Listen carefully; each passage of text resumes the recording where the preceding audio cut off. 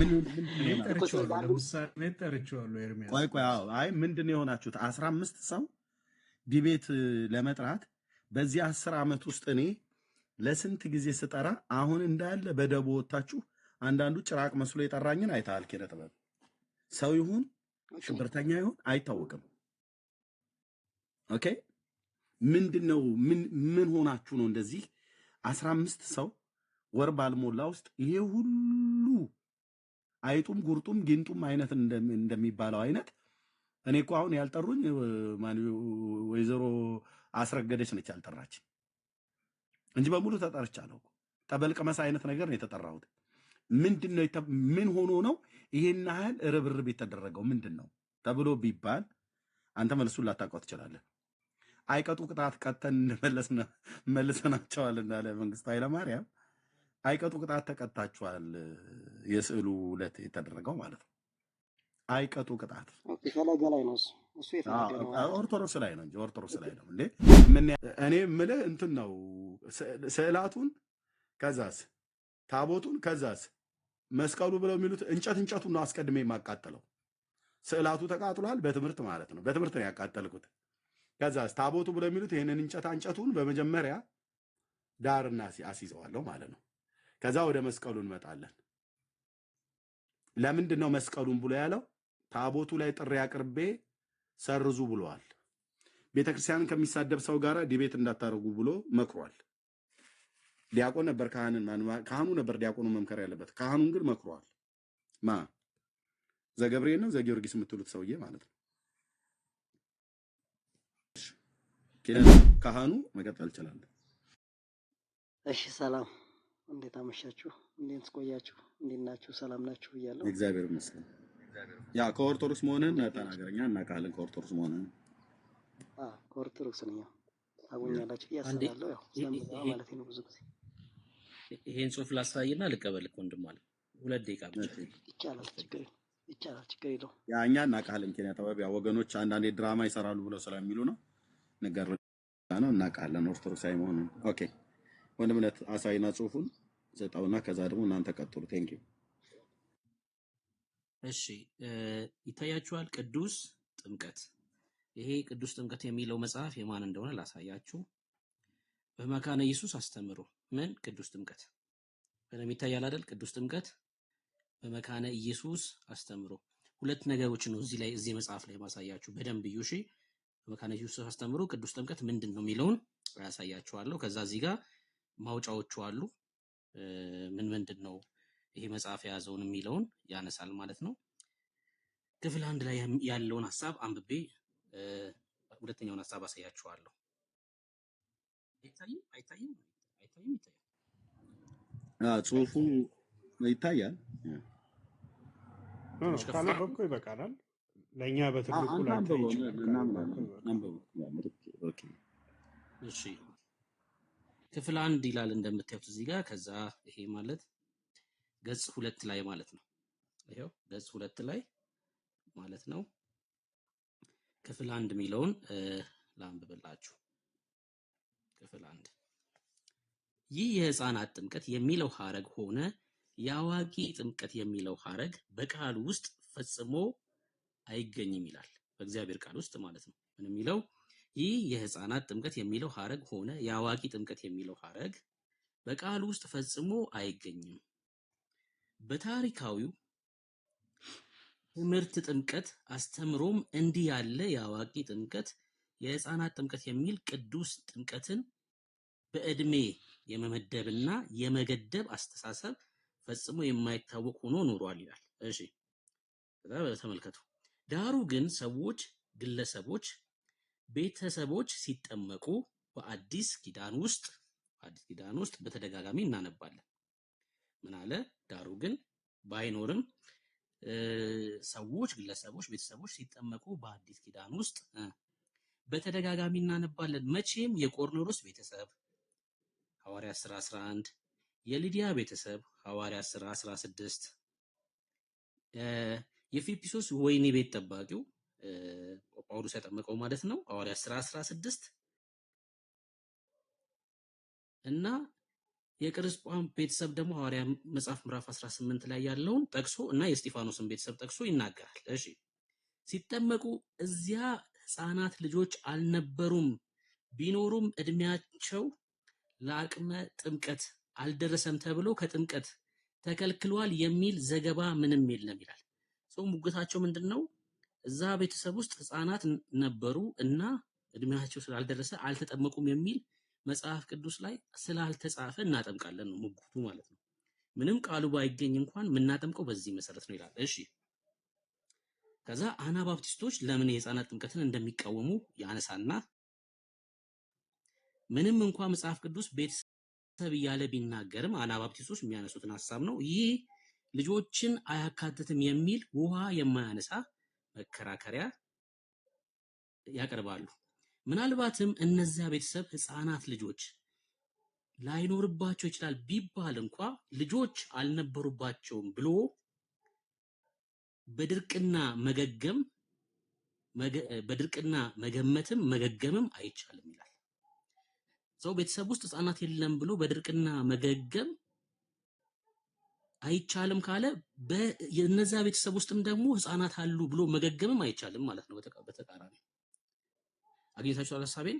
ህፃናቶች የሉም ብሎ መገገም አይቻልም ካለ ህፃናቶች አሉም ብሎ መገገምም አይቻልም። በነገራችን ላይ ህፃናቶች የሉም ብሎ ዝም ማለቱ ነው የሚሻለው። ህፃናት አለ ብሎ ገግሞ ዶክትሪን ከመስራት ማለት ነው። በእነሱ አማርኛ ነው እየተጠቀምኩ ያሉት። ገግመው ነው ዶክትሪን የሰሩት። ህፃን አለው ብለው በመገመት ገግመው መገገም አይቻልም ማለት አዎ እነሱ ገግመው ነው ዶክትሪን የሰሩት።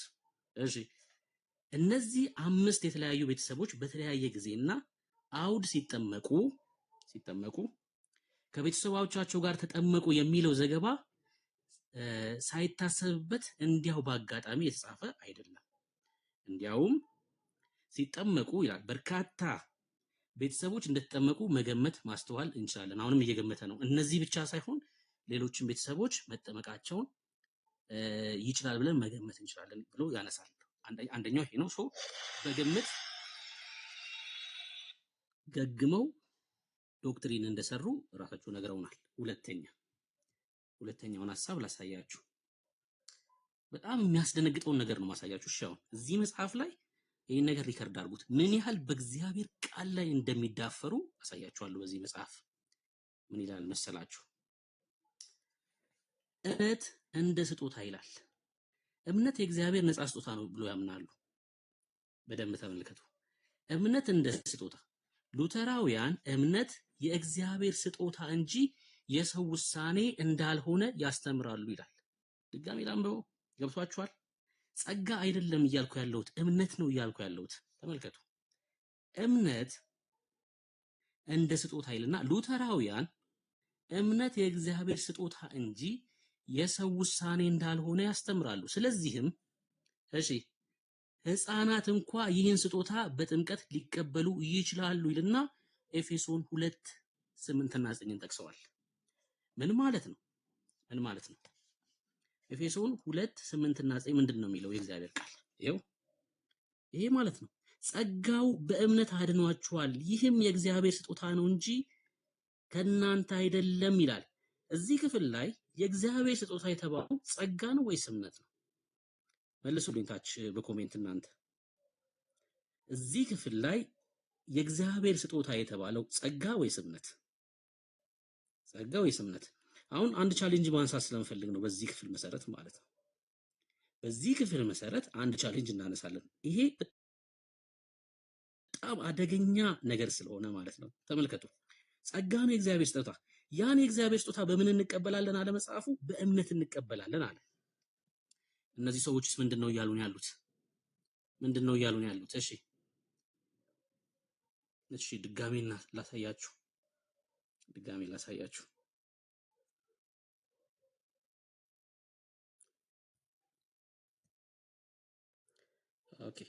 ኦኬ ይሄ እኮ ማለት ቀስ እያለ እኮ ወደ ካልቪኒዝም ተንሸራተተ ታውቃለህ? አዎ አደጋውን ደግሞ እናሳይ በዛውም ቢኒ። እሱም ብቻ ሳይሆን እምነት እንደ ስጦታ።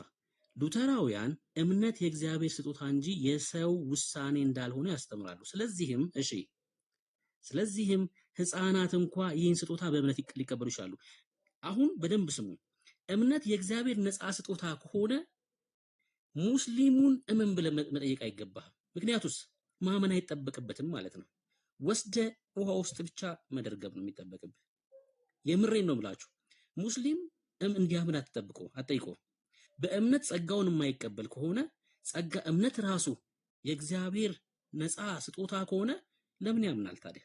እምን አትለውም። ልክ ሕፃኑን ልጅ ወስደህ አጥምቀኸው በጥምቀት በኩል የእግዚአብሔርን ስጦታ የሚቀበል ከሆነ እምነት የሚለውን ስጦታ የሚቀበል ከሆነ ሙስሊሙንም ወስደህ ስታጠምቀው የእግዚአብሔር ነፃ የሆነ ስጦታ እምነትን ይቀበላል ማለት ነው። ያልኩ ያሉት ግልጽ ነው? ገብቷችኋል? ዳጊ ግልጽ ነው የምናገረው ነገር?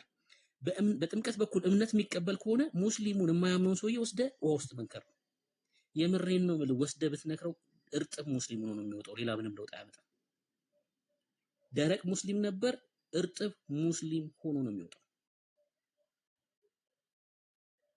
ይሄ መጽሐፍ ቅዱሳዊ አይደለም። መጽሐፍ ቅዱሳዊ ትምህርት አይደለም። ኤፌሶን ይሄው እኮ አሳየኋችሁ። ኤፌሶን 2:8 ላይ ምንድነው የሚለው ቃሉ? እንዴ ጸጋው በእምነት አድኗቸዋል። እምነትማ ካንተ ነው እኮ። እምነት ካንተ ነው። ሰው ክርስቶስ ኢየሱስ እንደሚያድን ካላመነ በስተቀር ጸጋው በሱ ላይ እንዴት ይሰራል? ሰው ጸጋ ነው፣ ነፃ የሆነ ስጦታ። የክርስቶስ ኢየሱስ የመስቀል ስራ ነው ጸጋው። እሺ ይሄ በነፃ የተሰጠን ነው። እሱም በእምነት ስንቀበል እንድናለን። ይህ ደግሞ የእግዚአብሔር ስጦታ ነው እንጂ ከናንተ አይደለም። ምኑ የእግዚአብሔር ስራው ማለት ነው። ማንም እንዳይመካ ከስራ አይደለም ይላል። ከስራ ጋር የተነጻጸረው ምንድነው? ጸጋው ነው። ጸጋው ነው ከስራ ጋር የተነጻጸረው። እምነት እዚህ ጋር የተብራራው በጣም አደገኛ ትምህርት ነው። ጸጋ በእምነት አድኗቸዋል የሚለውን ጠቅሷል። ለምን? እዚህ ጋር ላለው ትምህርት ማለት ነው። የሉተራውያን ምላሽ ብሎ ያስቀመጠው ክፍል ላይ ማለት ነውና ወንጌል አንሰብክም ያሉት ለዚህ ነው። ኤርሚ በነገራችን ላይ ለኦርቶዶክስ ወንጌል መስበክ አያስፈልግም ብሎ የተናገሩት በዚህ ምክንያት ነው። አግኝታችሁኛል? ለኦርቶዶክስ ወንጌል መስበክ አያስፈልግም ያሉት ቴሌግራም ግሩፕ ላይ አስቀምጥላችኋለሁ። አስቀምጠው ፒዲኤፍ ነው። ፒዲኤፍ ኤርሚ ይሄው መጽሐፍ ይሄ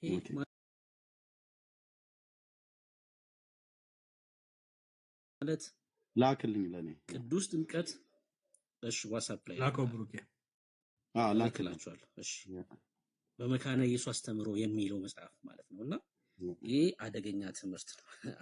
ቴንክ ዩ። ሰይጣን ስራ እንግዲህ ሲያገኝ ታውቃላችሁ፣ በዚህ በኩል ምን ያህል ስራ እየተሰራ እንዳለ፣ ምን ያህል ህዝብ እየዳነ እንዳለ፣ በዚህ በኩል ደግሞ እንደነኚህ አይነት ይቅርታ ኤኒዌይ ሌላ ደግሞ እሱ ኤርሚያስ እንዲያለ እያሉ ያው ተጥለው ነው የሚውሉት። ሌላ ደግሞ የብስራ እንደርሰጣቸው ኤኒዌይ አስቀምጥልን፣ ቴሌግራም ላይ አስቀምጠው ለኔ በውስጥ ምላክልኝ። ኤኒዌይ ቴንክ ዩ። ቀጥሉ ወገኖች። ኪነ ጥበብ መቀጠል ይችላል። እሺ አመሰግናለሁ። ኦኬ ከየት ጀመረ? ከኤርሚዬ ልጀምር ወይስ ከመርጌታ? ከየትኛው በጀመረ?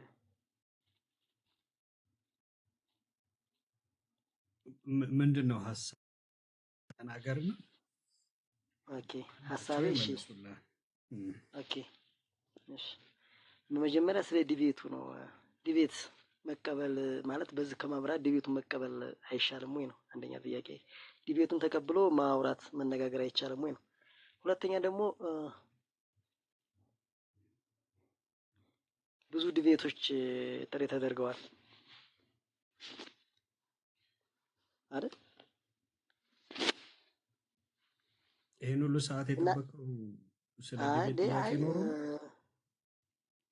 ኦኬ አይ ብዙ ነገር እኔ እኮ መስማት አንተ እና በቃ አንተ እዚህ ገብተሃልና ለምን አንተ አትጠየቅም? እኔ ልጠይቅ። እኔ የተናገራችሁትን ውሸት ወይስ እውነት ብዬ ልናገር እንጂ መስማት መሰለኝ የሚመለሰው አይደል? እሺ የትኛውን እውነት ብለህ የትኛውን ውሸት ብለህ ልትይዝ? አንተ በመጠመቅ ድነሃል? አንተ 40 ቀን በውሃ ውስጥ አስገብተው ሲያወጡ ድነሃል? ኦኬ ስለ ጥምቀቱና ስለዚህ እኮ ለመወያየት እኮ ዲቤቱን መቀበል ነው። ለምን ትፈራላችሁ? ለምን ዲቤቱን አትቀበሉም? ከዛ እኛ እንሰማለን። ማን ሁለተኛ ነው ደግሞ ዲቤት የጠራው? ማን ነው ዲቤት የጠራው? ዲቤት የጠራው እኮ ብዙ እኮ ተጠርቷል እኮ ከኦርቶዶክስም ተጠርቷል። አሁን እኮ ደግሞ ከራሳችሁ ተጠርታችኋል። ስለዚህ ያው የመቀበል ስናገር ሰምተሃል? ቅድም ኪነ ጥበብ በዚህ ጉዳይ ላይ ስናገር ሰምተሃል? በቃ መጥተው ዲቤት የጠሩት ሰዎች እዚህ መጥተው እኛ አንጠይቃቸውም፣ እነሱ ብቻ ይጠይቁን። በቃ ይኸው ቤታችን ክፍት ነው፣ እናንተም ትማራላችሁ። በቃ ቤታችን ክፍት ነው፣ መጥተው ይጠይቁን። እኛ ለመመለስ ለነሱ ዝግጁ ነን። በቃ ቅድም ይሄን ተናግሬያለሁ። አትደጋግመው። መወያየት ከቻልክ ሀሳብ ላይ መወያየት ትችላለህ እኮ። እሺ አመሰግናለሁ። መወያየት እንችላለን፣ ግን ማለት ዲቤቱን ዲቤት እናድርገውም እኮ ብሎ መጀመሪያም ተጠይቆ ነበር አይደል? አዎ በቃ ተመለሰልህ እኮ። በቃ እኛ ዲቤት ጥሪ አልተቀበልንም። ኦኬ ስለዚህ ያው አለመቀበል ነው ማለት ነው። ስለዚህ መማር የሚፈልግ ሰው ካለ መጥቶ መጠየቅ እና መማር ይችላል። እኔ እኮ እዚህ አሁን ይሄን ያህል ሰዓት ቆይታ አሁን ዲቤት ጥያቄ ይኖርብሃል። የማንን ዲቤት ነው ብሎ የሚለው ኪነ ጥበብ የማን ዲቤት ነው የምትለው? ራሱ የሚያውቀው አይመስለኝም። አልገባኝም። ማን የጠራውን ዲቤት ነው የምትለን? ከኦርቶዶክስ የተጠራኸውም አለ አይደል? 15 ሰው እኮ ነው የጠራኝ።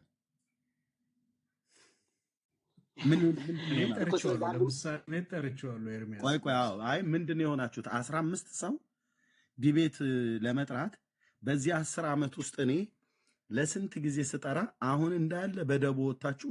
አንዳንዱ ጭራቅ መስሎ የጠራኝን አይተሃል። ኪነ ጥበብ ሰው ይሁን ሽብርተኛ ይሁን አይታወቅም። ኦኬ ምንድነው?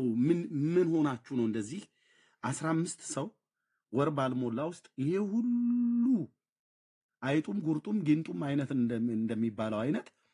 እኔ እኮ አሁን ያልጠሩኝ ወይዘሮ አስረገደች ነች ያልጠራች እንጂ በሙሉ ተጠርቻለሁ። ጠበልቀመስ አይነት ነገር ነው የተጠራሁት። ምንድነው? ምን ሆኖ ነው ይሄን ያህል ርብርብ የተደረገው? ምንድነው ተብሎ ቢባል አንተ መልሱን ላታውቀው ትችላለህ። አይቀጡ ቅጣት ቀተን መልሰናቸዋል እንዳለ መንግስቱ ኃይለማርያም አይቀጡ ቅጣት ተቀጣችኋል። የስዕሉ ዕለት የተደረገው ማለት ነው። አይቀጡ ቅጣት ፈለገ ላይ ነው እሱ የተደረገው ኦርቶዶክስ ላይ ነው እንጂ ኦርቶዶክስ ላይ ነው እንዴ? ምን ያኔ ኪነ ጥበብ ቆይ አንደኛ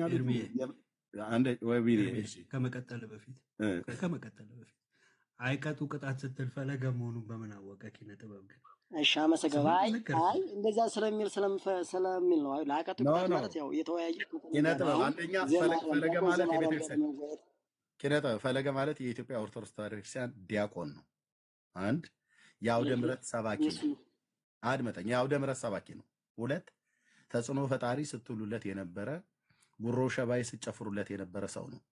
አንበሳ ገዳይ እያላችሁ ማለት ነው። ከአንድ ሰው ጋራ ቀርቦ ውይይት አድርጎ የማያቅ ሰው ጉሮ ሸባይ እያላችሁ መድፍ ይተኮስልን ብላችሁ እኮ ወደ ጠቅላይ ሚኒስትሩ እኮ ደብዳቤ ልታስገቡ እኮ ሹክሹክታ ሰምተናል። ምክንያቱም ይሄ ሰው የኦርቶዶክስ ዋና የቁርጥ ቀን ልጅ የተዋሕዶ አንበሳ ምናምን ነገር ስትሉት ነበረ እና ወደ ጠቅላይ ሚኒስትሩ ቢሮ መድፍ ይተኮስልን ስትሉ ነበረ እና ተጽዕኖ ፈጣሪነቱን ምን ላይ ነው ብዬ እኔ ምን ወንድሞች በግርድምድሙ አይተኑ ነበር። በኋላ ግን ያው የተናገረውን ተናገረ። ፈሌ ደግሞ ተጽዕኖ የፈጠረበት ሌላ ፊልድ አለ። እውነት እሱ ሊካድ አይችልም። አሁን ቢኒያም እዚህ ማይክ እየከፈተ እንትን ግራ ለማጋባት ይፈልጋል እንጂ ፈሌ ተጽዕኖ የፈጠረበት አንድ ፓርት አለ።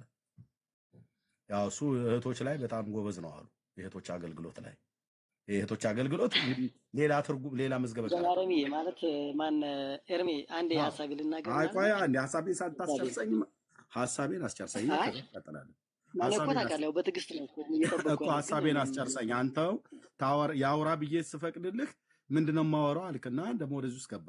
አይ ቀጥላለሁ እኮ ማለት ከየትኛው ልጀምር ያሉት ኤርሚ ቀጥል። ልጨርስና በቃ ሐሳቤን ልቋጨውና ከዛ ትቀጥላለህ።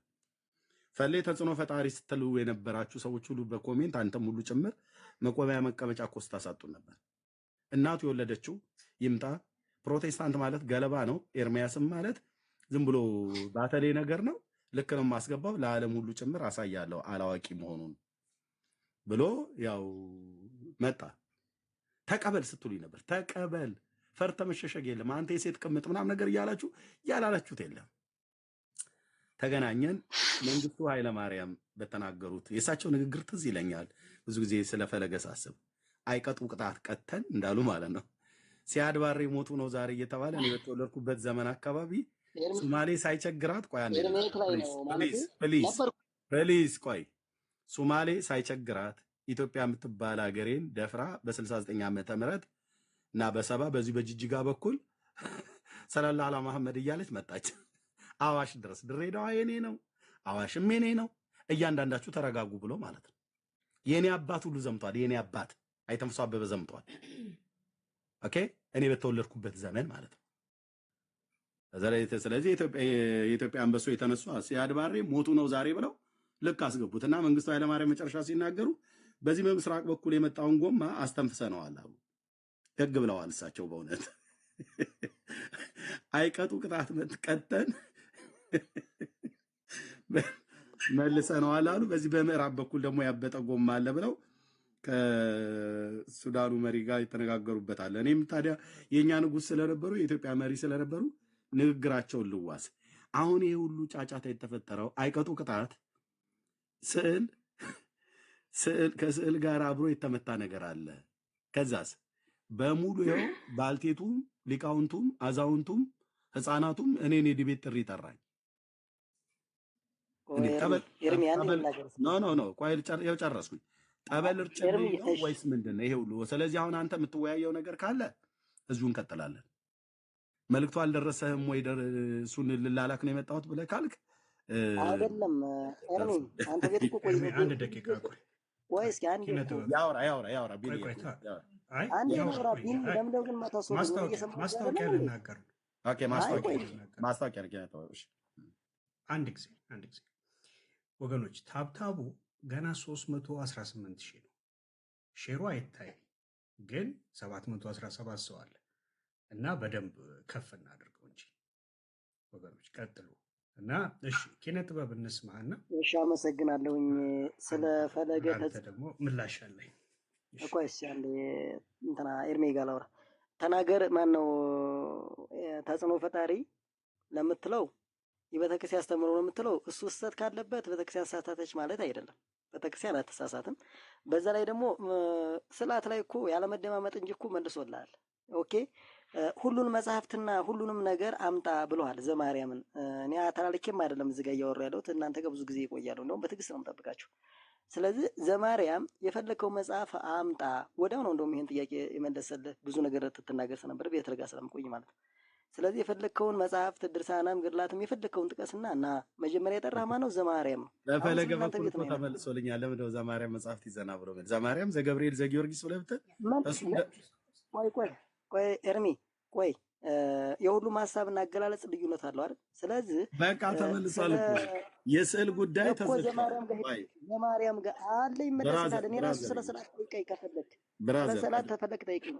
አድምጠኝ አንተንም ጠይቀህ አንተንም በምችል መልስላለሁ። አየህ የኔና የፈለጋ አገላለጽ ልዩነት ይኖረዋል። አየህ እኮ አንተን ጠይቀኝ ለጠይቆይ ካን እየነገየነ እኮ ትጠይቀኛለህ። ግን አሁን አዳምጠኛ ኤርሚያስ አዳምጠኝና ከዛ ነው ትጠይቀኛለህ።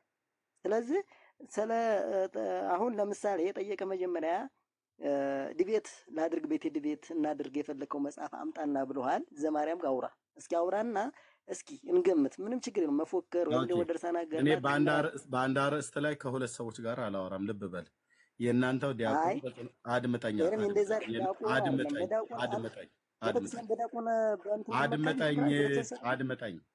ማለት አድምጠኝ ነው። አድምጠኝ ወይ ደግሞ ከመለስክልኝ ና ማይኩን እንደገና ክፈትና መልስልኝ። አንድ ጥያቄ ልጠይቅህ። ከፈተው። ኦኬ አንድ አድምጠኝ። ቆይ አንድ አድምጠኝ። መልሼ ሚዩት እንዳደርጋ አትጠብቅ። እሺ ለዘማሪያም ማለት አውራ ማለት አይደለም። እሺ ሚዩት አድርጌያለሁ እንዳትከፍት፣ ካልሆነ ታች አወርድሃለሁ። ጥያቄ ልጠይቅህ ነበረ። በቃ እንደውም እታች ወረድ። በቃ ቴንክ ወንድሜ። ምክንያቱም እንደዚህ ለእኔ ናችሁ። በትዕግስት እየጠበኳቸው ስትያዙ ኦርቶዶክሳውያን ገለባ ትሆናላችሁ አታውርደኝ እመልስልሃለሁ። እኮ። አታውርደኝ ታዲያ እመልስልሃለሁ። ለምንድን ነው በስርዓት ማርያምን የዘመረው ካልፈራሁ እኮ? በስርዓት ለምን አታወራም ነው? ኪነ ጥበብ አንድ ጊዜ ዝም በል እስቲ፣ አንድ ጊዜ በስርዓት ለምን አታወራም? ትንፋሽን ሰብስብ። ኖ ሳትዘጋው ማይክን ክፈትና ልጠይቅህ። ማይክን ክፈተው። ለምን ነው የምጠይቀኝ? ቤቱን የማርያምን ካትመልስ የዘማርያምን የጥሪውን ታጥቅ እባክህ አሁንም ሚውት አድርጌ እንዳስወርዳ አትጠብቅ። ካረኩ አደርግሃለሁ፣ ግን በስርዓት አወራ ነው ካልከኝ በስርዓት እናወራ። ኦኬ ዲያቆን ፈለገ የወጡት ብራዘር ምን ነው ፊር አልክ? አይ ፊር አይደለም። እኔ ቤተክርስቲያን አስተምሮ ነው እየተናገርኩ ያለው እና ተቀበል የሚያልኩት ይኸውልህ ጣሪያችሁን የተናደው አልኩ። አንተ ጋር ችግሩ ያለው ኤርሚዬ ምንድን ነው የነካው ነገር? እስቲ ቼክ ብለህ አንድ ጊዜ እባካችሁ፣ አንድ ጊዜ እንዴ መረጋጋት እኮ አቃተው። ጥያቄ ልጠይቅህ አልኩ። ማይክን ክፈትና ጥያቄ ልጠይቅህ። በስዕሉ ላይ አይደለም ጥያቄ የምጠይቅህ፣ በስዕሉ ላይ አይደለም ጥያቄ የምጠይቅህ። ና ማይኩን ክፈተው። ኪነት ቤቱን ተቀበል። ቤቱን ትቀበላለህ? መጀመሪያ እቀበላለሁ ካልከኝ እናወራለን። ብራዘርዬ ጥያቄ ልጠይቅህ ወይስ ላስወርድ ወይስ ጥያቄ ልጠይቅህ? ታወራኛለህ፣ ትጠይቀኛለህ። የዘማርያምን ቤት ትቀበላለህ? እታች ረድ። ኦኬ ቴንክ ዩ። እንደዚህ ገለባ መሆናችሁን ለዓለም ማሳየቴ ራሱ አንድ ትልቅ ነገር ነው። ኦርቶዶክሳዊነት ማለት ሲያዙ ገለባ ማለት ነው እንድል እገደዳለሁ። ምክንያቱም የተግባቦት ሕግ አታውቁ፣ ምን አታውቁ። ኦኬ አይቀጡ ቅጣት ተቀጣችኋል። ያንን ዲቤት ተንቀዥቅዦ ጠርቶ አፈር ደቼን የላሳችሁት፣ ላትነሱ ነው የወደቃችሁት፣ ግርማችሁን የተገፈፈው፣ ጣዖታችሁን የፈረሰው፣ እባባችሁን የተገደለው በመንፈሳዊ ዓለም ላይ። ለዚህ ነው ይሄ ሁሉ መወራጨት፣ ይሄ ሁሉ መወራጨት። ለዚህ ነው በደንብ ነው የሚገባኝ። ህመማችሁ የሚያመረቅዝ እንጂ የማይድን ህመም ሆኗል። ኦኬ ማንከሳችሁ የማይፈወስ ማንከስ ሆኗል። ከተፈወሳችሁ ወደ እግዚአብሔር ልጅ ወደ ኢየሱስ ክርስቶስ ወንጌል ከመጣችሁ ብቻ ነው የምትፈወሱት። ካልሆነስ ያው በየቤቱ ሁሉ ሰው የስዕሉን ገዝቶ የገባው ሰውዬ ከስዕል ጋር እየተደባደበ ነው የሚያድረው። በየቤቱ ቅጥቅጥ ላይ ናቸው ስዕላትና ስዕሉን የገዛው ስዕሉን በግድግዳ ላይ ያንጠለጠለው ማለት። ምክንያቱም ወተት ታፈልቂያለሽ ተብሏልና አምጪ አጥቢ፣ ልጄን ሁሉ አጥቢ። አባ ጊዮርጊስን አጥብተሽ እኔንማ ሳታጠቢ ዝም ብለሽ የኔ ልጅ በወተት እየተሰቃየ አንቺ ለሽማግሌ እያጠባሽ እዚህ ቤት አብረን አንኖርም፣ እስከ ዛሬ ድረስ ጧፍ የለኮስኩልሽ ይቆጨኛል፣ ሂሳቤ መልሽ እያሉ እየተቀጣቀጠለ ነው ስዕልና የስዕሉ ባለቤት ሰዎች ማለት ነው። በቃ ኤርሚያስ ፈንድሻዬን ይዤ ቁጭ ብዬ በርቀት እያየው እንግዲህ እግዚአብሔር የመጽናናት ዘመን ያምጣላችሁ እያልኩ ወንጌል እየነገርኩ ነው ከወንድሞቼ ጋር። አለቅ አሁን ክትክት ላይ ናቸው ስዕላትና ስዕሉን የገዛው ባለቤት። አውጥተሽ ታያት እስከ ዛሬ ድረስ እዚህ ሳጥንላት ኖረን ልጅ ታፈልማል፣ ልጅ ሽማግሌዎችን ታጠባለች፣ ልጆችን ግን አታጠባም እያሉ ማለት ነው። ምን ነው ተርሰ ኤርሚያስ የዛን ቀን አባ ጊዮርጊስን አጥብታለች ብለው እነዛ ማርያም ሁሉ ጎርጉረው ሊያወጡት የማይገባውን ሁሉ እንዴ ማጥባትማ ከሆነ እንደ ወንድ ልጅ ሽንት ነው በርቀት የምትለቅበት ብሎ እኮ ፎቶ ሁሉ አሳየ። ይሄው እንዴ እመቤታችን እኮ ታጠባለች ከጡቷ ወንድ ልጅ ሽንቱን ሲሸና እንደ ጭር አድርጎ እንደሚያወጣ ማለት ነው። እንደዛ እያደረገች ብሎ እኮ ፎቶ እያሳየን ነው። የምትጠቡ ሰዎች ካላችሁ ተደርደሩ። እኔ አርሲ ውስጥ ስላደግኩ በልጅነቴ እንገር ወተት የከብቶቹን ሁሉ እየጠጣሁ ነው ያደግኩት። የወተት ችግር የለብኝም። ዳጌታ ወገኔ እንዴ በወተት ያላደጋችሁ ሰዎች ካላችሁ ሂዱና ጥቡ፣ ተጠባቡ ከሰላችሁ ጋር ማለት ነው። ትምህርቱ ግን ላይነሳ ፈርሷል። 25,000 ሰው ላይቭ እየተከታተለው በ4 ሰዓት ውስጥ ቆይታ ውስጥ ወደ 800,000 ሰው ነው ያየው ማለት ነው። አይቀጡ ቅጣት ቀጥቷቸዋል ጌታ ኢየሱስ በናቃችሁት በረኛው በኤርሚያስ በኩል ማለት ነው። ዳጊንማ ቢያመጣ በአፈርደች ያስግጣል ማለት ነው። ከዚህ ባሰ ጌታ ስራው ልማዱ እንደዚህ ነው እንዴ። ኤርሚ ተውቁት አትቀስቅስ። አሁን እያሰደከን ነው። እንደገና ይሰድቡናል ከታች ይስደቡታል። እኔ ራሳቸው ተቀጠቀጡ አልደረቀም። ምን ነው የዲበኩሉን የዲቤት ጥሪ እኔ የጠራሁትን አንድ ኦርቶዶክስ ተቀበሉ ምን ነው አላሉ። አንድ ኦርቶዶክሳዊ ይቀበሉ ቀሲስ ብሎ ያለ ሰው አለ? የለም አይሉም። ሁለተኛው የዲያቆን ስዩምስ የዲያቆን ስዩምን ተወው። እንዳይቀበሉ ነው የሚቆጠረው። ኤርምዬ ይቀበሉ ካሏቸውማ ይቀበሩ እንደማለት ነው የሚቆጠረው። እሱንማ ተወው እና በተቀበሉ ቄሱ በተቀበለ እኔ የምልህ እንትን ነው ስዕላቱን ከዛስ ታቦቱን ከዛስ መስቀሉ ብለው የሚሉት እንጨቱን ነው አስቀድሜ የማቃጠለው። ስዕላቱ ተቃጥሏል፣ በትምህርት ማለት ነው። በትምህርት ነው ያቃጠልኩት። ከዛስ ታቦቱ ብለው የሚሉት ይህንን እንጨቱን በመጀመሪያ ዳርና አስይዘዋለሁ ማለት ነው። ከዛ ወደ መስቀሉ እንመጣለን። ለምንድን ነው መስቀሉን ብሎ ያለው? ታቦቱ ላይ ጥሪ አቅርቤ ሰርዙ ብለዋል። ቤተክርስቲያንን ከሚሳደብ ሰው ጋር ዲቤት እንዳታደርጉ ብሎ መክሯል። ዲያቆን ነበር ካህኑ ነበር ዲያቆኑ መምከር ያለበት። ካህኑን ግን መክሯል። ዘገብርኤል ነው ዘጊዮርጊስ የምትሉት ሰውዬ ማለት ነው። እና ካህኑ አልወያይም በሬሳ ላይ ብሎ አለ። በሬሳ ላይ ብሎ አለ። ሬሳውም ደግሞ ተረጋገጠ። ያብሮ አደገ ማለት ነው። ራሱ ጠርቶ አረጋገጠ። ለምን ተቀበሉ አላላችሁትም? ተቀበል በሉት። ምን ነው ተረሳሳና ዝም አለ? ተቀበል ቀሲስ ሊበኩሉ ተቀበል። የታቦቱን ጥሪ አቅርቧል ኤርሚያስ። ዘማርያምን የላከው ልታረሳሳ ነው ብሏል። ስለዚህ ቀሲስ እባክዎት ይቀበሉ። ካህኑ ከጽላቱ ታቦቱ ከጽላቱ ካህናቱ ከታቦቱ አንድነት አላቸውና ቅርበት አላቸውና መጀመሪያ ተቀበል በሉት። ካልሆነስ ዘማርያም ከዚህ በኋላ 100 ጊዜ ጥሪ እንዲያቀርብ አደርገዋለሁ። እናስ አላግጥበታለሁ በጥሪው ላይ። ምክንያቱስ የደምረውን ጥሪ ያሰረዘው እሱ ነው። ዘማርያም። የዲያቆን ስዩምን ጥሪ ያሰረዘው ማን ነው? ዘማርያም። የቀሲስ ዲበኩሉን ጥሪ ያሰረዘው ማን ነው? ዘማርያም። ዘማርያምን ዘከድጃ አደርገዋለሁ ማለት ነው። ዘከድጃ ቁጭ በል በምድጃ ብዬው ከነ ጥሪው ጭምር ቁጭ አደርገዋለሁ ማለት ነው። ዘማርያም ሳይሆን ዘከድጃ ቁጭ በል በምድጃ ብዬው። መርጌታ ክበብ ውሸት ተናግሯል አወራለሁ። እሺ መርጌታ ውሸት ተናግሯል አወራለሁ። አንተም ደግሞ ውሸት ነው እያወራ ያለው። ኦኬ። እና ዘከድጃ ቁጭ በል በምድጃ ይባላል። የሰውን ዲቤት አሰርዞ እሱ ዘማርያም የሆነ ዘከድጃ ይሆናል ማለት ነው። ሶስቱንም የዲቤት ጥሪ እሱ ነው ያሰረዘው። ልብ በሉ። ዘከድጃ ማለት ነው። ዘማርያም ብላችሁ የምትሉት ዘከድጃ ይሆናል መጨረሻ ላይ። ሶስቱንም የዲቤት ጥሪ ያሰረዘው እሱ ነው። ከሶስቱ ሁለቱ አገልጋዮች ናቸው። ዲበኩሉ ቄስ ነው። ለምን አሰረዘው? እንዳትቀበል ብሎ ለምን በውስጥ አወራው? ካህናቱ ሁሉ ተረባርበው ለምን እንዳትቀበሉ ብሎ አሉት ቀሲስ ዲበኩሉ።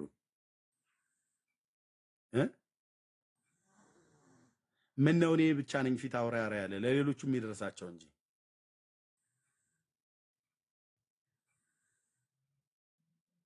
ይቅርታ አድርጉልኝ እሺ።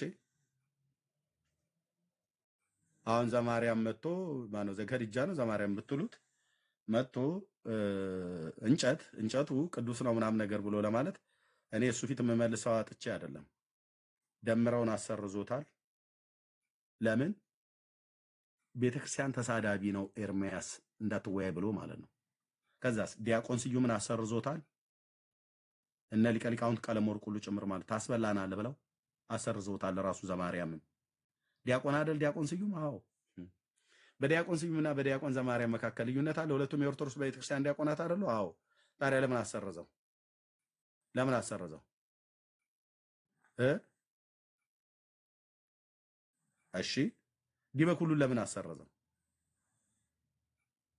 ቅርቃር ይልሃል። ይሄ ነው ላይ አስገብቼ በ12 ቁጥር መስማር ቅርቃር ውስጥ ነው የከተትኩት። ተንጫጫልኩ። ዲበኩሉን ለምን ዲቤት አሰረዘው? እንኳን ለ3 ጊዜ አይደለም ለ30 ጊዜ ገና አስጠራዋለሁ። ተኝቶ ሲነቃ ለኤርሚያስ ዲቤት ጥሪ እያለ ነው ቪዲዮ የሚሰራው። ለ3 ጊዜ አትበሉ። 3 ጊዜማ በጣም ትንሽ ነው። ለ30 ጊዜ ያስጠራዋለሁ። ራሱ ወር በሙሉ አመት እስከ አመት ድረስ ተኝቶ ሲነቃ የዲቤት ጥሪ ለኤርሚያስ ብሎ ይላል። ኤርሚያስ መልስ ምን ይሆናል? አላግጥበታለሁ። ለምን ታላግጥበታለህ? ሰው ጠርቶን እንዴት ታላግጥበታለህ? እሱ የሶስት ሰው ዲቤትን አሰርዟላ። ደምረው ራሱ ነው የጠራኝ። አሰራሽ ዘማርያም ዲያቆን ስዩም ራሱ ነው የጠራኝ። አሰራሽ ዘማርያም እኔ ዲበኩሉን ጠራው። አሰራሽ ዘማርያም እሱ አትወያዩ ቤተክርስቲያን አያከብርም ብሎ ተናግሮ ቤተክርስቲያን ከማያከብር ሰው ጋር ብሎ ካለ በኋላ ታዲያ ከኔ ጋር ለምን ውይይት ፈለገ? አልማዝ ባለ ጭራ በለው ብራዘር። እንዲህ አይነት ፎቃቃ ነገር አይመቸኝም። ኦኬ ይቀበል፣ ቄሱን ተቀበል በሉት። እኔ ነኝ ቅድሚያ ጥሪ ያቀረብኩለት እኔ ነኝ። ያው እንደ ቋንጣ ደርቋል፣ ተቀበል በሉት። ዲበኩሉ ታቦቱን ጥሪ ተቀብሏል ብሎ ያሉ ቃል ይዘጋጁ። የሚያነቡትን አንብበው ለዲበኩሉ ይላኩለት፣ መረጃ ማለት ነው። ያነበቡ ሰዎች ይላኩለት እና ይግጠም ከኔ ጋራ ማለት ነው። ይግጠም። ታቦቱ መጥቷል ብላችኋል። አክሱም ጽዮን ነው ያለው ብላችኋል። ህዳር 21 ቀን ሙሴኒ ርእያ ሀገረ ቅድስት ያላችሁ በየዓመቱ አቧራ ታጨሳላችሁ። ታዲያ ኑ ተነጋገሩበት እንጂ ኑ ተወያዩ እንጂ በሱ ጉዳይ ላይ ልብ በሉ። የወንጌል አማኞች ለምንድን ነው ዘማርያም ዘለቀ ማን ነው የዲበኩሉን ታቦት ጥሪ ያቀረብኩለትን ለምን አሰረዘው? የዲያቆን ስዩምን ለምን አሰረዘ? የደምረውን ለምን አሰረዘና የሶስት ሰዎች ዲቤት አሰርዞ እሱ እንዴት የኔን ተቀበለኝ ብሎ ይለኛል? እሱ ብቻ አይደለም እኮ 15 ናቸው። ከሱ ውጪ ደግሞ 15 ነው ወይ ከሱ ጋር 15 ሰዎች እኮ ናቸው የዲቤት ጥሪ ያቀርቡልኝ። ኦኬ በመጀመሪያ ካህኑ መገረፍ አለበት አይመስልህ? አዎ እጀልጥህ አልኩ።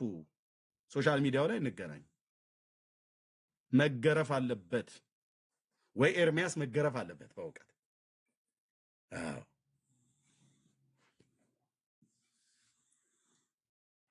በሙሉ መክሮ የዲቤት ጥሪ እንዳትቀበሉ ብሎ እሱ መጥቶ ከኔ ጋር ና ምናምን ነገር ብሎ ባልታጠበ ፊቱ ዲቤት ጥሪ ምናምን ነገር ብሎ ይላል።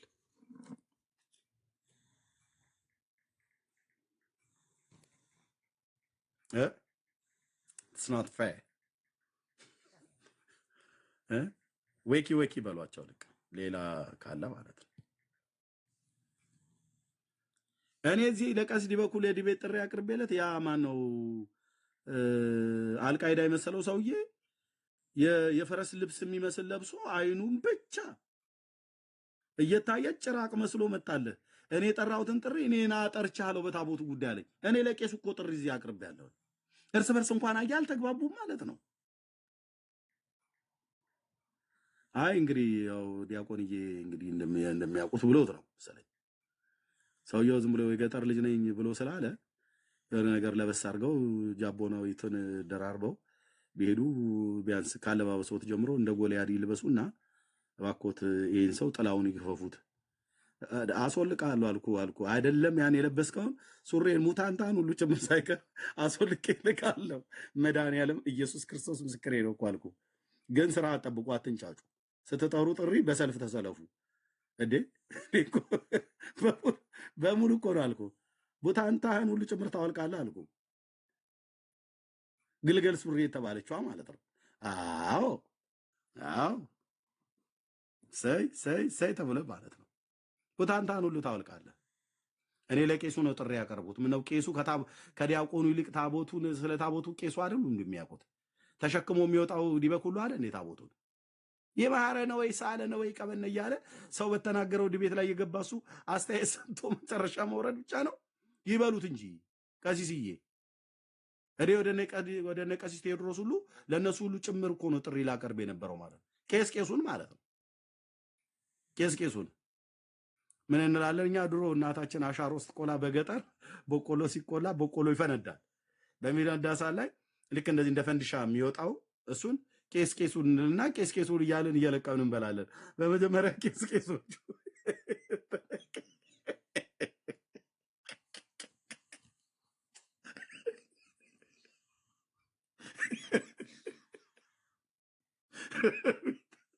አቤቱ ጌታዬ፣ አቤቱ ጌታዬ፣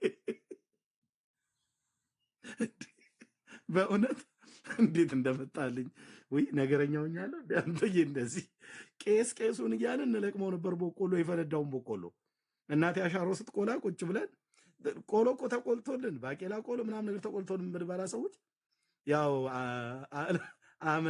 አመል አይለቅ ነገር ማለት ነው።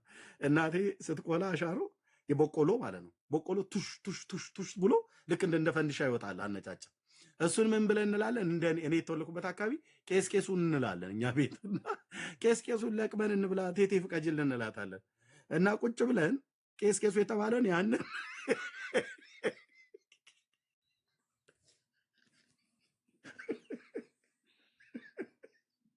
ዲሽ ያለውን ቄስ እየመረጣችሁ ነው የምትበሉት? የፈነዳው እኮ ነጭ ነው ጥምጣም ነው ብለን ቄሱን ብለን ማለት ነው። እንዴ መለቀም አለበት ስልህ መድኃኒዓለም ምስክሬ ነው እኮ አልኩህ። እንትን ካቲካላ ሲጠጣ የሚውል ቄስ ሁሉ እዚህ መጥቶ እኛ ላይ ሙድ አይዝም። ሲኒውን ከእጁ ላይ መስበር አለብኝ ነው የምልህ። በደንብ በጫረቄ ሙቀት መጽሐፍ ቅዱስ አይነገርም። ከሰንበቴ ቤት ጠጥቶ ሲወጡ አይደል የአውደ ምሕረት ላይ ወጥተው በስመ አብ ወወልድ ወመንፈስ ቅዱስ አሐዱ አምላክ ብለው ይገርማችኋል። እመቤታችን በዚህ ቀን በአየር ላይ እየበረረች ቶማስ ከህንድ ሀገር ሲመጣ ከህንደኬ በአየር ላይ አግኝታው ልቦናው ተበጸበጸበት። አሁን ስብከት ከዛ መናፍቃኑ ይህንን ትምህርት አልቀበል ብለው ይላሉ። እኛ ፈርዶብን ማለት ነው። በካቲካላ አረቄ ሙቀት ወንጌል አይሰበክም። እና እኔ ቄሱ ላይ ነው ትኩረት ማድረገው። ከጉረምሳ ጋር ልፌ አልፈልግም። ዳር ያዙ። አሁን እልቅ ህመሙ ስለጠናባቸው 15 ሰው እኮ ነው የቆጠርነው አይደል? ቢኒ ባለፈው የቆጠርነው ያ 15 ሰው ወር ባልሞላ ውስጥ የዲቤት ጥሪ 15 ኦርቶዶክሳውያን ወገኖች 15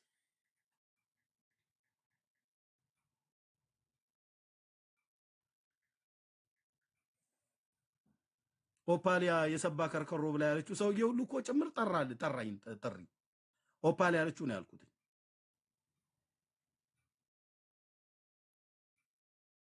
እስቲ እንያያታለን ብሎ እሱም ጥሪ ያቀረበልኝ ሳይው እኔ አሁን ሴቱ ነው እንትን ያሉት።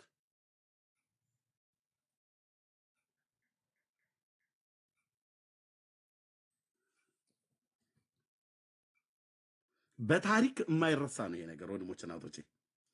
15 ኦርቶዶክሳውያን እንዴት ጥሪ ለአንድ ሰው ጥሪ ያቀርባሉ? ምነው ሌላው ጴንጤ ዲቤት አቆምናሉ እንዴ?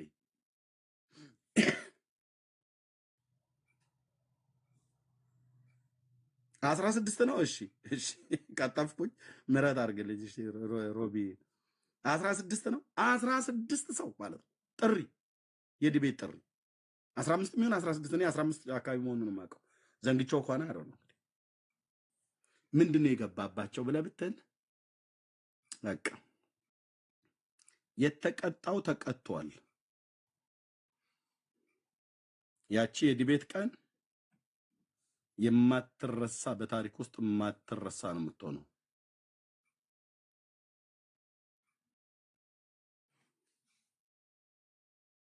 ኦኬ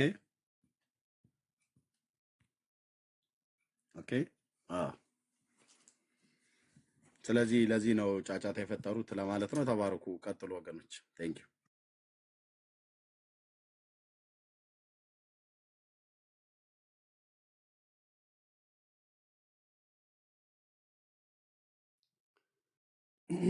እኔም ዲቤት ጠርቻለሁ። ኤርሚያው ለምንድነው የኔን ዲቤት ማትቀበለው?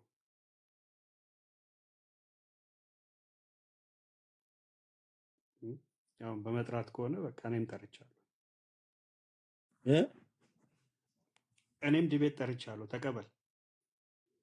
እንዴ አሁን እኮ ደግሞ እዚህ ሉተራውያን ብለው ደግሞ እኮ መጡልን።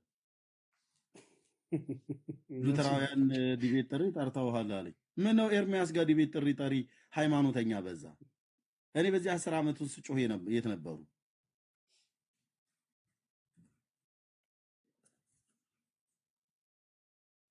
የምንም ዲቤት አሁን በቃ ታደሱ እኔ ያህል እንግዲህ እንዴ ይሄ እንትን ወፍቾ የሚባል ነገር አለና ወፍቾ የሆነ ትምህርታቸውን ይዘው ማለት ነው። ያ ነው። እኔ እኮ የሉተራውያን እንኳን የእነሱ ትምህርት እንኳን ከአንድ ጥያቄ አልፎ እነሱ ብቻ ሳይሆኑ ኦርቶዶክሳውያንም ጭምር አሁን ጥምቀት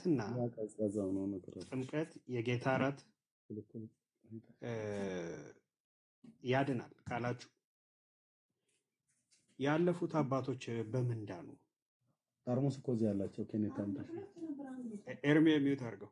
ኦኬ ሶሪ። ኦኬ ያለፉት አባቶች በብሉይ ኪዳን የነበሩት እንዴት ዳኑ? በምን ዳኑ? ተጠምቀው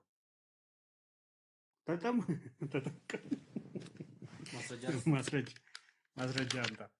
አንደኛ ቆሮንቶስ መጽሐፍ ምዕራፍ 10 በደመና ነው ምን ነው አንብበው። አንደኛ ቆሮንቶስ መጽሐፍ ምዕራፍ 10 በደመና ነው የተጠመቁት። ሙሴን ተባብረውታል፣ ተጠምቀዋል። በዛ ነው የዳኑት።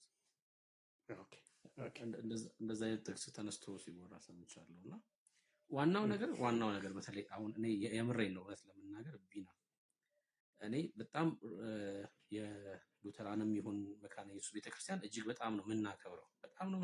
በጣም እኔ እንደውም ቪዲዮ ሰራለሁ ብዬ አስቤያለሁ። እንዳልኳችሁ ቅድም አሁን የፊታችን እሁድ የጌታ እራት ወስደው መካነ ኢየሱስ ቤተክርስቲያን እና እንደው መሬት ላይ ያለው እውነት እዚህ ቲክቶክ ላይ እንደሚወራው ነው ወይ?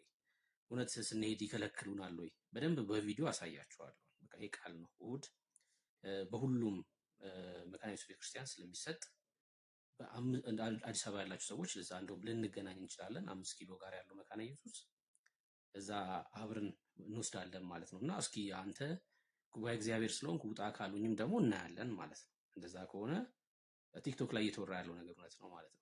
በትምህርት ደረጃ ትምህርታቸውን ማስተማር መብታቸው ነው። በቃ የምሬን ነው የምላችሁ። ትምህርታቸውን ማስተማር ይችላሉ። እኛ ደግሞ ማንቀበለውን ትምህርት ይሄ እንደ መጽሐፍ ቅዱስ ትክክል አይደለም አንቀበልም እንላለን። አቋማችን የእግዚአብሔር ቃል ብቻ ብለን ስለሆነ እንደ እግዚአብሔር ቃል የትኛውንም ትምህርት እንመዝናለን። ሰው ችግር የለብንም ማለት ነው። ከትምህርት አንጻር በቃ መብታቸው ነው ያስተምሩ። እኛም ደግሞ ያመንነውን እናስተምራለን። ትልቁ አደገኛው ነገር የሆነው ምንድነው? ለኦርቶዶክስ ወንጌል መስራታችን ስህተት እንደሆነ መነገሩ ገብቷችኋል።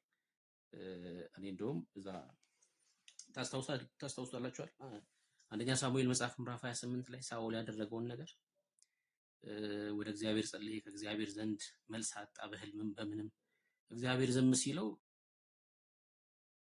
ምዕራፍ 8 ቁጥር 18 19 ላይ ማለት ነውና የመናፍስት ጠሪ ይላቸዋል እነዚህ አይነት ሰዎች። ይሄን ትምህርት ይዘክ መተክ እውነት ለኦርቶዶክስ ወንጌል ምን ነገር የለበትም ስትል በጣም ለአንተ ራሱ እነግርሃለሁ ነው የሚልክ ወዳጅ። እኛ ራሱ ወንጌልን እንሰማ የለ እንደ ወንጌል ይነገር የለ እንደ በእኛ እንኳን ያው የሚነገረው ወንጌል ዳን ተብሎ ባይሆንም ማለት ነው ለኛ ያው የዳኑ ሰዎች ስለሆነ ዳን ተብሎ ባይነገርም ስለ ኢየሱስ ግን ሁሌም ኢየሱስ ነው። ወንጌል ማለት ኢየሱስ ነው። በቤታችን ውስጥ ወንጌልን እናነባለን። በጉባኤያችን መካከል ኢየሱስ ይነገራል። ታዲያ በጨለማ ያለ ህዝብ ወንጌል ካልተናገረን ታዲያ ምን እንስራ? ታዲያ የተጠራ ነው በደንብ ስሙኝ። ኢየሱስን አድምቀን በጨለማው ላይ ልናበራ ነው። በቃ አለቀ። እና ለነሱ ብቻ ሳይሆን ለአንተም ጭምር ይሄን ለተናገርከው ሰው ጭምር ይነገራል ወንጌል ማለት ነው። ይነገራል ለአንተም ጭምር ሰው መናፍስት እየጠራክ ሙታን በሰማይ ሆኖ ይረዱኛል ያግዙኛል ብለህ እያመንክ መጽሐፍ ቅዱስ የማይለውን ከዛ እዚህ መተህ ደግሞ አይ ማርያምን ተስፋ የሚያደርግን ሰውዬ ከዛ እንዳያመልጥ ለነሱማ እንዴት ወንጌል ትነግራለህ ትለኛለህ? ማርያምን ተስፋ በእርግጥ ኦርቶዶክስ ውስጥ እኔ ሁሉም አልዳኑም ብዬ አልናገርም። እዛ ውስጥ ሆነው ኢየሱስን ያገኙ ሰዎች እንዳሉ አምናለሁ። እዛ ውስጥ ሆነው ሰዎችን ከጨለማ ለማውጣት የሚሰሩ ሰዎች እንዳሉ አምናለሁ። በተመሳሳይ በካቶሊክም ማለት ነው። ግን እንደ ጉባኤ ስናየው ግን የዳነ ጉባኤ አይደለም። በቃ ጉባኤው የዳነ ጉባኤ አይደለም። የዳነ ጉባኤ አይደለም። አንተ ከዚህ ከጴንጤቆስጤው የጌታ እራት ይልቅ የኦርቶዶክሱ ተስማምቷል። መብት ነው መውሰድ መብት ነው። እኔ ግን እዛ ሄጄ አልወስድም። ከህብስቱ አይደለም ጉዳይ ከጉባኤው ነው። ገብቷችኋል? ከጉባኤው ነው። ባልዳነ ጉባኤ መካከል ሄጄ የማንን ስጋ ነው የምወስደው? ሰምታችሁኛል? የማንን ስጋ ነው የምወስደው? ባልዳነ ጉባኤ መካከል ሄጄ መካነ ኢየሱስ ሄጄ ስወስድ ግን የዳነ ጉባኤ ነው። ጉባኤው እንደ ጉባኤ የማርያምን ስጋ ነው የምትወስደው። ያው ብፁዕ አቡነ ሕዝቅኤል እንደተናገሩት የምንበላው እና የምንጠጣው የማን ስጋና ደም ነው ብለዋል አይደል? መጽሐፋቸውም እንደዛ በመጽሐፍ ደረጃ እንደዛ ይላል። አዎ በመጽሐፍ ደረጃ የጊዮርጊስ አባ ጊዮርጊስ ዘጋስጫ እኮ አንተ ጋር ያለው መጽሐፍ ቃል በቃል የማርያም ስጋና ደም ነው እኮ የሚሰዋው ብሎ እኮ ነው የጻፈው።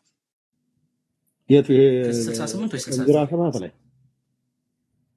ቃል በቃል ነው መልክ እንዚራ የማርያም ሰባት ላይ ስጋና ደም ነው የሚሰዋው ብሎ የጻፈው እንዚራ ሰባት ላይ እንደዛ ይላል። ቃል በቃል ኤርሜ በቃል በቃል እያልኩ ቃል በቃል ነው እንደዛ የተጻፈው።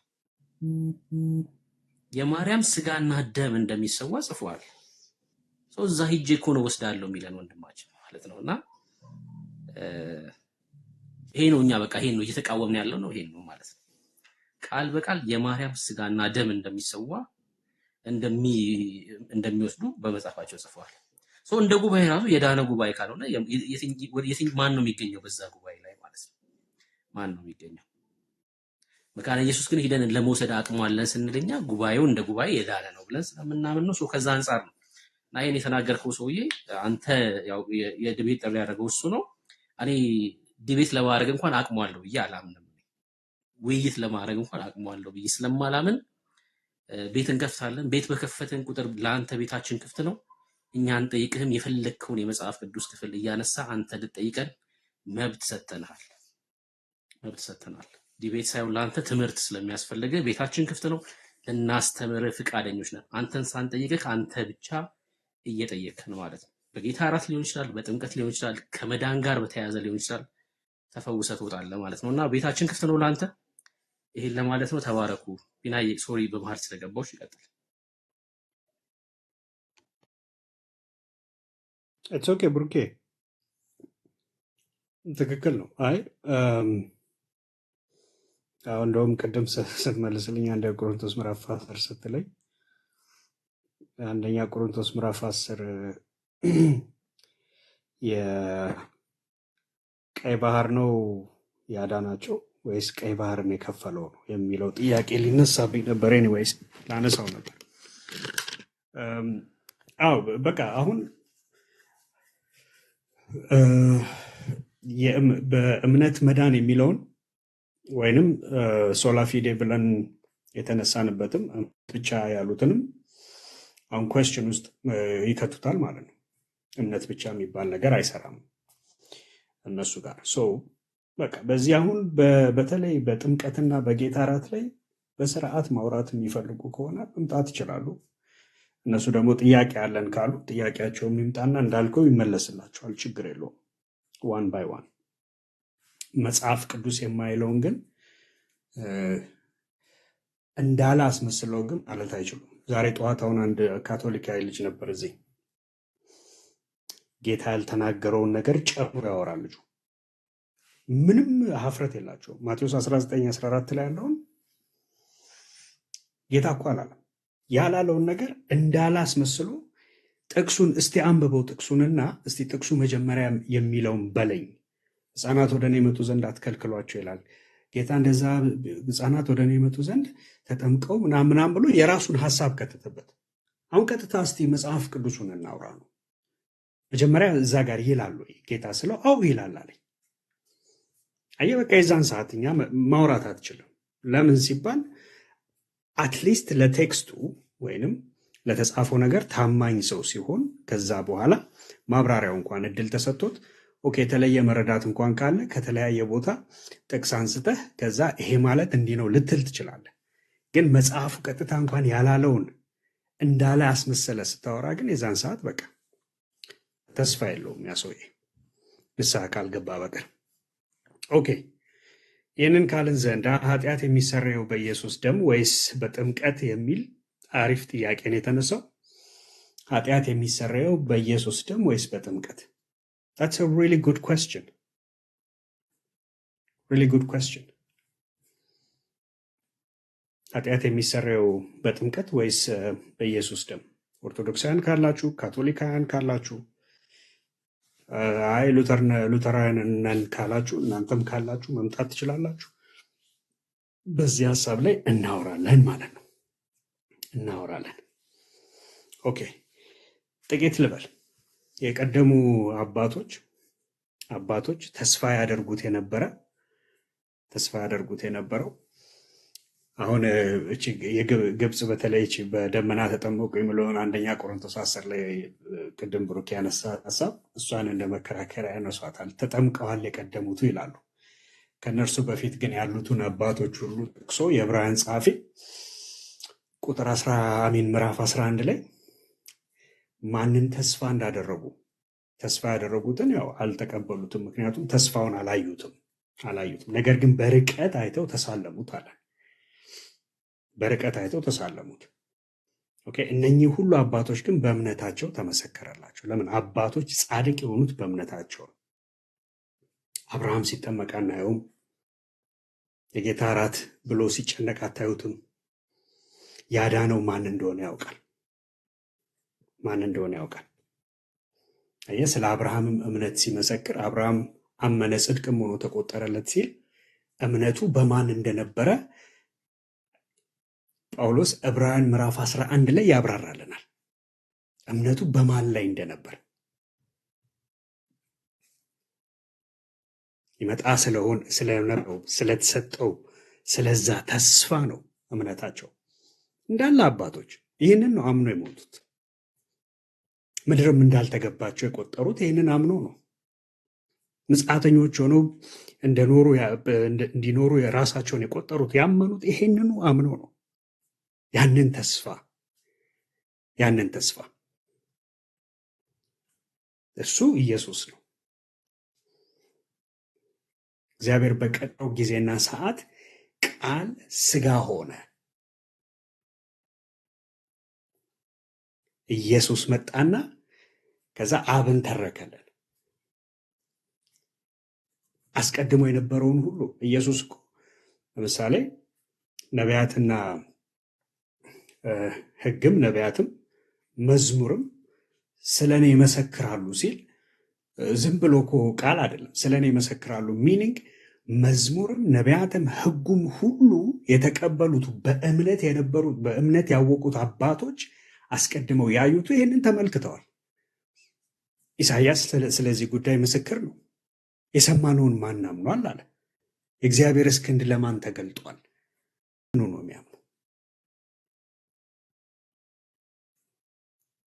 ስለ ጥምቀት ጭንቀት አልነበረበትም። ውሃ ውስጥ ካልገባው አልዳንኩም ማለት ነው የሚል እሳቤ አልነበረበትም። ምክንያቱም የተሰጠው ተስፋ ለሰው ልጅ የተሰጠው ተስፋ ውሃ አልነበረም። ለመዳን የተሰጠው ተስፋ ውሃ አልነበረም። የተሰጠው ተስፋ አንድ ነው። እርሱም ኢየሱስ ይባላል። ኢየሱስ ክርስቶስ በቤተልሔም የተወለደው ከናዝሬት የወጣው የናዝሬቱ ኢየሱስ እያልን የምንጠራው እርሱ ነው። እሱን ተስፋ አድርገው ነው የሞቱት። ያንን ተስፋ በርቀት አዩት። ታውቃላችሁ። ለዚህ ነው ዕብራውያን ጸሐፊ እኮ ሲጀምርልን ገና ምንድን ነው ያለን? እምነት የማናየውን የሚያስረዳ አለን። ተስፋ የምናደርገውን የሚያስረግጥ አለና የማናየውን የሚያስረዳ። አየህ፣ በእምነት ሆኖ ግን እነሱ በርቀት ምን አደረጉት? አዩት። አየህ፣ ገና እኮ አልዳሰሱትም፣ አልጨበጡትም፣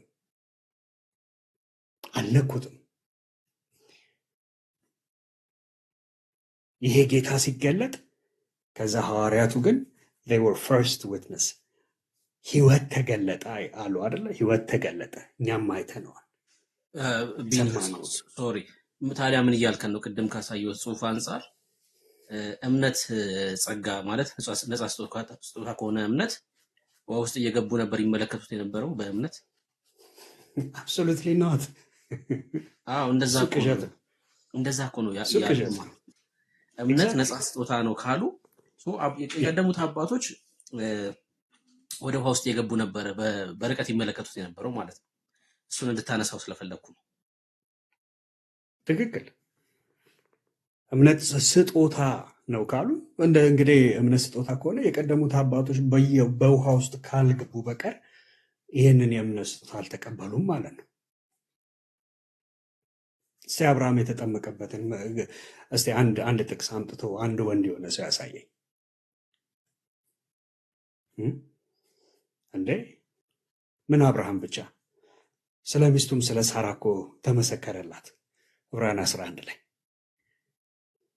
ምን ስለ እሱ ብቻ።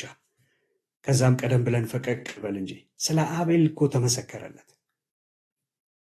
አቤል እኮ ተመሰከረለት በእምነት መስዋዕቱን እንዳቀረበ።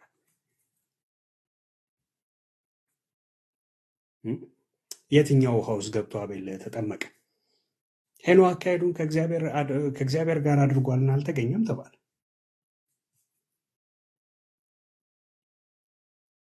ምን ውስጥ ገብቶ? ውሃ ውስጥ።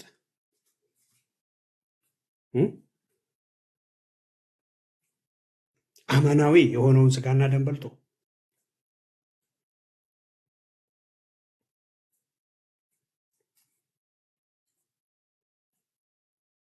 የለም። ለዚህ ነው በቃ በጣም ነው የምወደው ዕብራውያን ምዕራፍ 11 ለአባቶች የተመሰከረው ራሱ በምንድን ነው አለ? በዚህ ነው። በምን? በእምነት። በእምነት ዘጋለን። ይህንን አስቀድመው ያዩትን ይህንን ተስፋ የተሰጠውን ተስፋ ያላገኙትን ያልዳሰሱትን በርቀት አይተው ተሳልመው ያለፉት ይሄ ተስፋ ግን ለሐዋርያቱ ምን ሆነ? ተገለጠ። ተገለጠ። ለዛ ነው ዕብራውያን ጸሐፊ ልክ አሁን ምዕራፍ 11 መጨረሻውን ቨርስ ብታነቡ እዛ ጋር እነኚህ ሁሉ በእምነታቸው የተመሰከረላቸው ሆኖ ስለኛ ግን አንዳች ታላቅን ነገር ስላየ አለ።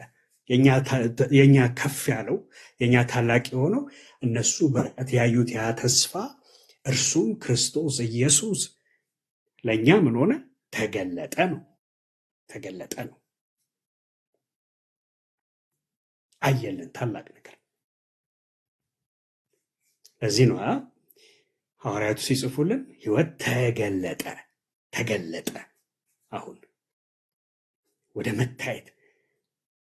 ከዛ እኛም አይተነውማል አሉ።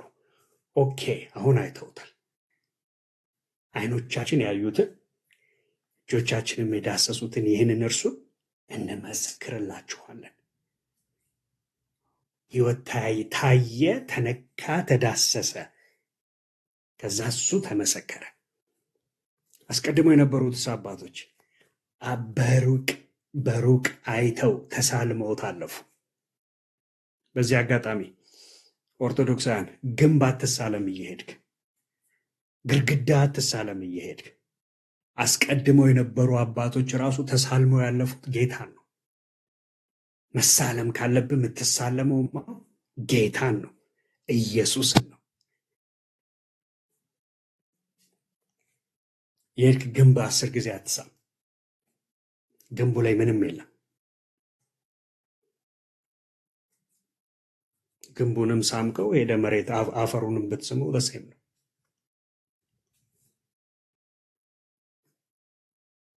ስለዚህ እስቲ ጀገን ያለ ኦርቶዶክሳዊ ካለ ሉተራን ካለ ኢየሱስ ካለ አይ እኛ ኃጢአት የተሰራየው በጥምቀት ነው ወይ በጌታ እራት ነው የሚል ካለ ይግባና ማውራት ይችላል። በደንብ ይግባና ማውራት ይችላል። ይሄ ሁሉ ፍትጊያ ግን ከክርስቶስ ኢየሱስ ላይ የሰዎችን አይን ለማንሳት ነው። ያ የወንጌሉ አገልግሎት ላይ በቃ እነሱ አባቶች፣ እናቶች፣ አያቶች እያሉ ይህንን ተራ አርቲ ቡርቲ ወሬ ሲያወሩ የሚሰማቸው አጡ። ከዛ ምን አሉ? አይ በቃ ፔንቴኮስታሉ በኢየሱስ ጉዳይ አይሆንለትም፣ እኛ ሉትራውያንና መካነ ኢየሱስ ምንም ችግር የለንም፣ ኢየሱስ ተሰበከ አልተሰበከ ብሎ የሚል አይነት አስተሳሰብ የአብያተ ክርስቲያናቱ አይደለም። ልብ በሉ። አብያተ ክርስቲያናቱ ሁሌ ሲናገር እስካሁን አብያተ ክርስቲያናቱን አይደለም የምናገረው። እነዚህ በቸርች ውስጥ ተቀምጠው ልትራውያንና መካነ ኢየሱስን ብለው የሚሉ ኢየሱስ ሲሰበክ አይናቸው ደም የሚቀላ እነሱ አሁን የቤት ስራ ብለው ሰጥተው ማለት ነው። ለዚህ ነው አየህ፣ አሁን እኔ መልስ ስመልስላቸው ቤት ከፍተው 200 ሰውና ምናምን ነገር ያቸው ጀመር። እኔ በሰጠሁት እኔ አሁን መልስ ባልመልስ እዚህኛ መልስ ባልመልስ 30 ሰውና 20 ሰው ይዘው ያው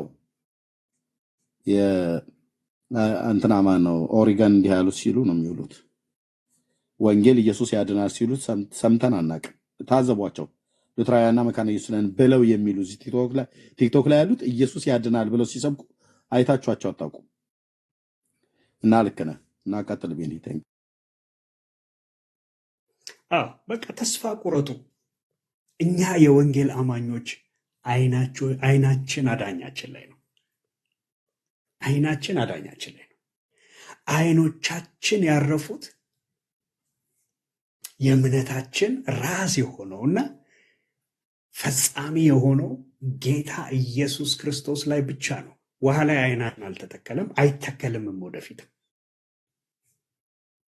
ቂጣ ላይ አይናችን አልተተከለም።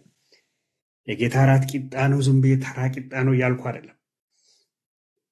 ኦኬ፣ ግን ቂጣው ያድናል የሚል እምነት መጽሐፍ ቅዱሳዊም አይደለም፣ ዝም ብሎ ተራ ወሬ ነው። አዳኙ ጌታ ኢየሱስ ነው። አየህ፣ ራዕይ 13 ላይ እኮ እንደዛ ነው ያለን አይደል? ሸክምንና ኃጢአትን እያስወገድን አለ ከበንን። ሸክምና ኃጢአትን እያስወገድን ምን እናድርግ? የእምነታችን ራስ እና ፈጻሚ የሆነውን እርሱን እያየን ሩጫችንን በምን በትዕግስት እንሮጣለን። ይሄ አቋማችን ነው። እግዚአብሔር አምላክ ምስክሬ ነው። ከጌታ ከኢየሱስ ላይ አይኖቼን አታነሱትም። የወንጌላውያንን አይኖች አታነሷቸው። አዳኛችን ማን እንደሆነ ገብቶናል። ግዑዝ አዳኝ ሊሆን እንደማይችል ገብቶናል። ኢየሱስ እርሱ ብቻውን አዳኝ ነው፣ በቂ ነው።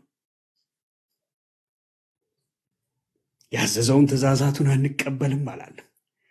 ጥምቀትን አንቀበልም አላለም። ጥምቀት አላዳነንም። ግን የተሰቀለው የናዝሬቱ ኢየሱስ ነው ያዳነን።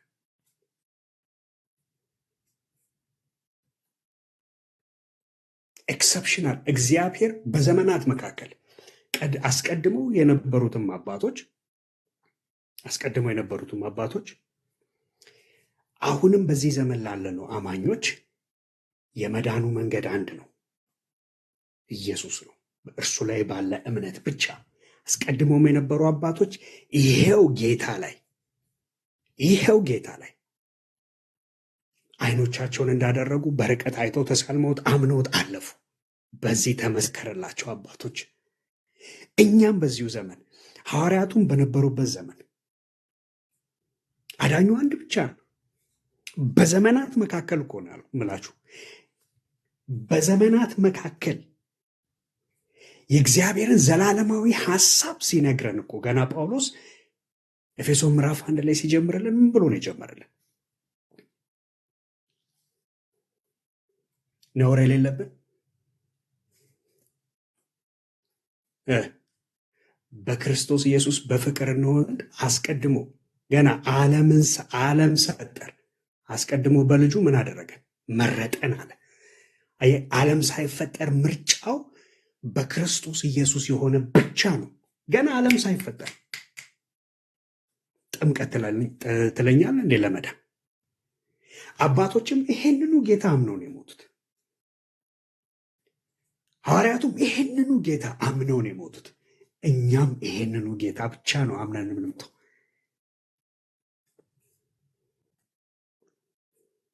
ሉቃስ 23 ላይ ከጌታ ጎን የተሰቀለው ጥምቀት አላሳሰበውም። በጌታ በኢየሱስ ክርስቶስ አመነ፣ ድነቱን ኢንስተንትሊ ተቀበለ።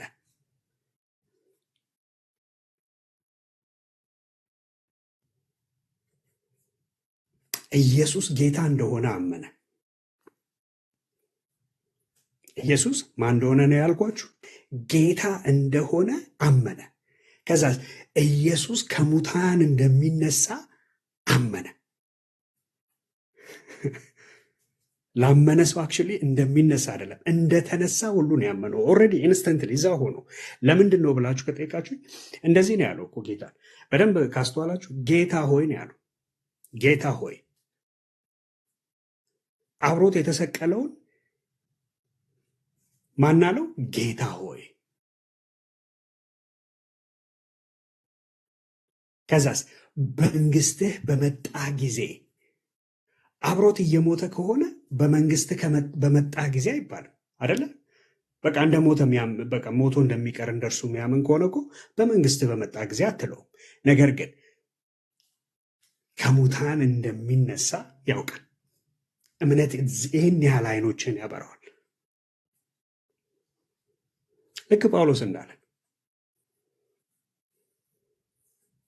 ኢየሱስ ጌታ እንደሆነ በአፍህ ብትመሰክር እግዚአብሔርም ከሙታን እንዳስነሳው በልብ ብታምን ትድናለህ። ሰው በአፉ መስክሮ ይድናል፣ በልቡ አምኖ ምን ይላል? ይጸድቃል። በልቡ አምኖ ይጸድቃል፣ በአፉ መስክሮ ይድናል። አሜን። አንድ ነው የመዳኛው መንገድ ወገኖች። ይኸው ከዘላለም ገና ፍጥረት ሀ ብሎ ከመጀመሩም በፊት የነበረው አንድ ነው መዳኛው፣ አሁንም አንድ ነው፣ ለዘላለምም አይቀየርም። ሌላ መንገድ የለም። ጥምቀት ብታመጣ አለ የሆነ ነገር ብታመጣ አዳኝ ሆነው ከጌታ ጋር ሊሰለፉ የሚችሉ ነገሮች የሉም።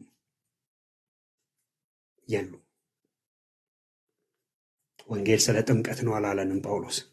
ኢንፋክት ቱ ኮንትራሪ ተቃርኖት ነው እንደውም የተናገረው።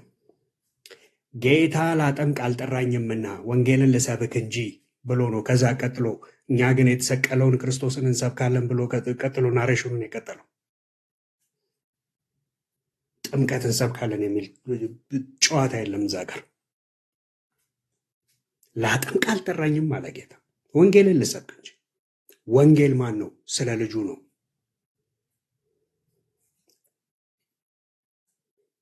ፐርሰን ነው።